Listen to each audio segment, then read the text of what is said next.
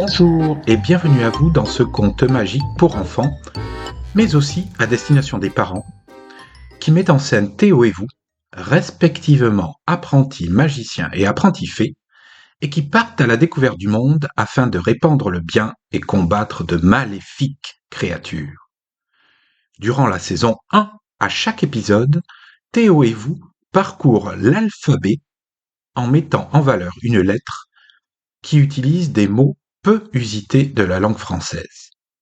Durant la saison 2, à chaque épisode, Théo et vous visitent un pays afin de le libérer de forces maléfiques.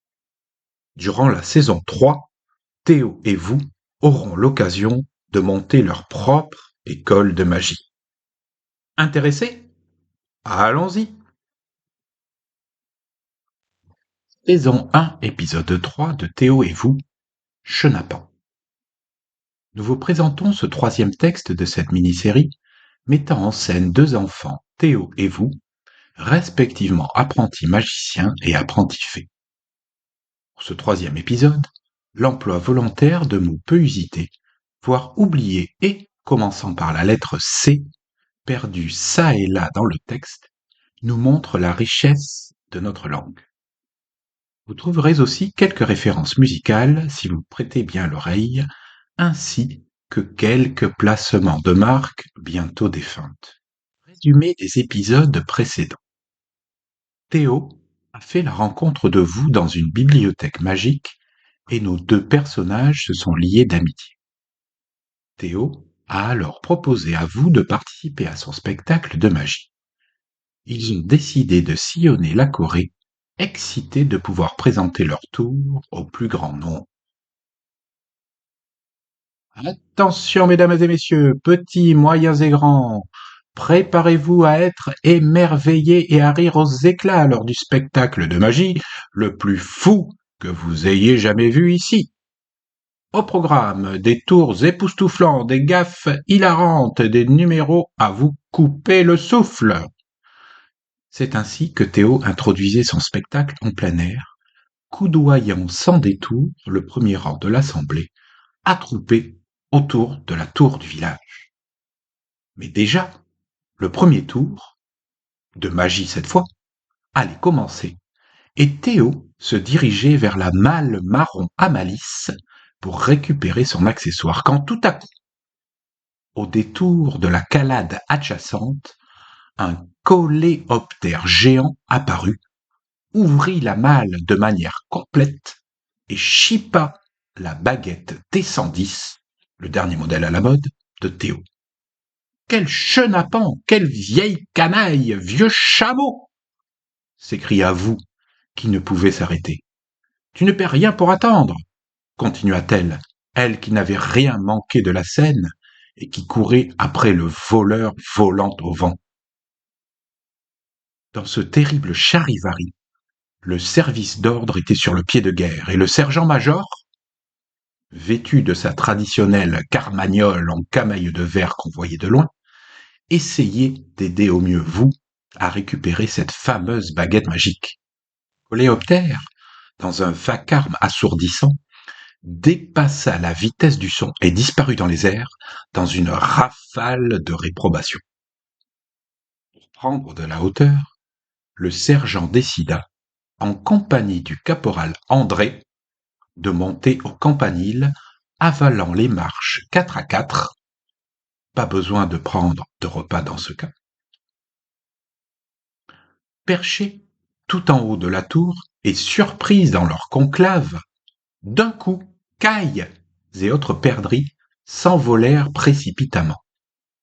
De là-haut, maintenant, nos valeureux officiers avaient une vue imprenable sur les contrescarpes du château, jusqu'à San Marina au loin, mais c'était du pareil au même. Point de baguette à l'horizon.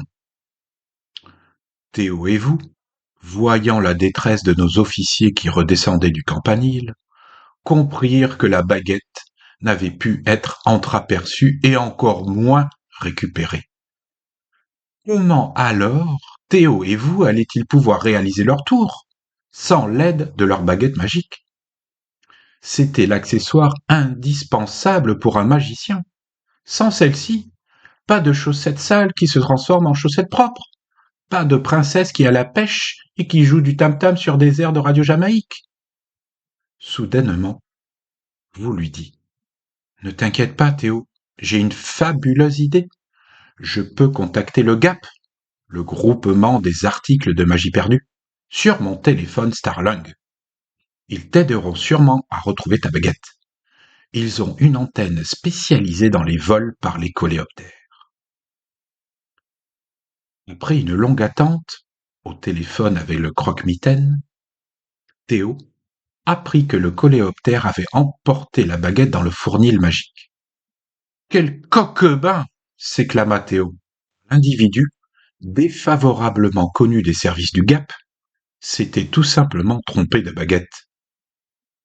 Connaissant les environs, Théo décida de courir jusqu'au fournil magique en compagnie de vous et, après avoir traversé les bois enchantés, sous le soleil exactement, ils arrivèrent enfin devant une porte mystérieuse qui menait vers un endroit inconnu. Vous appela le GAP et le correspondant lui expliqua que c'était cet endroit qui détenait sa précieuse baguette magique, mais que pour y accéder, il devrait passer un test des plus difficiles. Contents à l'idée de pouvoir récupérer leurs précieux accessoires, les deux amis acceptèrent le défi sans hésitation et entrèrent bravement par la porte. Une fois à l'intérieur, Théo et vous se confrontèrent aux pires difficultés. Des monstres apparurent, des flammes jaillirent des murs, et des pièges étaient dispersés sur le sol.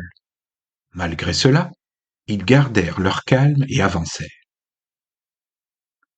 Théo et vous atteignirent bientôt un petit espace circulaire rempli d'animaux étranges, de lapins crétins multicolores, d'écureuils cacochimes, ainsi que de grenouilles qui parlaient.